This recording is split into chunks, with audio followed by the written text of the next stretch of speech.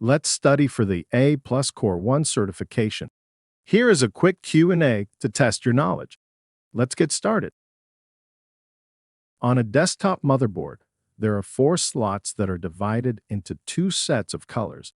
Which of the following memory types is most likely required for this type of device?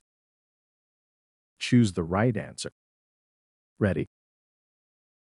The correct answer is D, dual channel. When a motherboard has different colored memory slots, it indicates the memory slots are multi-channel.